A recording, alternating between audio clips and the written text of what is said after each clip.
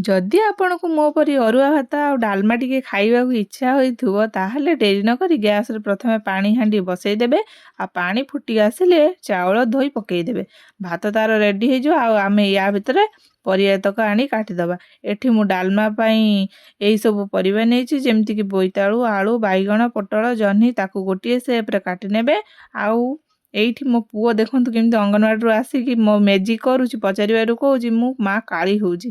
ଯାହା ହେଉ ସେ ଦୁଷ୍ଟ ଭାରି ହେଉଛି। ଆପଣଙ୍କ ଘରେ କ'ଣ ଏମିତି ପିଲାମାନେ ଦୁଷ୍ଟ ହେଉଛନ୍ତି ନା ନାହିଁ କମେଣ୍ଟରେ ନିଶ୍ଚିତ ଜଣାଇବେ। ତାପରେ ମୁଁ ଏଠି କିଛି ପ୍ରେସର କୁକରରେ ପ୍ରଥମେ ଡାଲି ସବୁ ପରିବାକୁ ପକେଇ କିଛି ଲୁଣ ହଳଦୀ ଦେଇ ବସେଇଦେଲି। ଯେହେତୁ ମୋତେ ବିନା ପିଆଜ ରସୁଣରେ କରିବାର ଥିଲା, ମୁଁ ଏଠି କିଛି ଅଦା ଆଉ କଞ୍ଚା ଲଙ୍କାକୁ ଛେଚି ନେଇଥିଲି।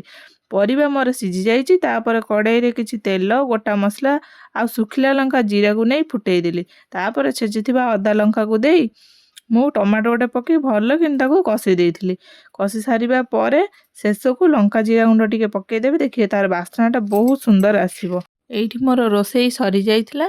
ମୁଁ ଖାଇବା ତାକୁ ସୁନ୍ଦର କରିକି ବାଢ଼ି ନେଇଥିଲି।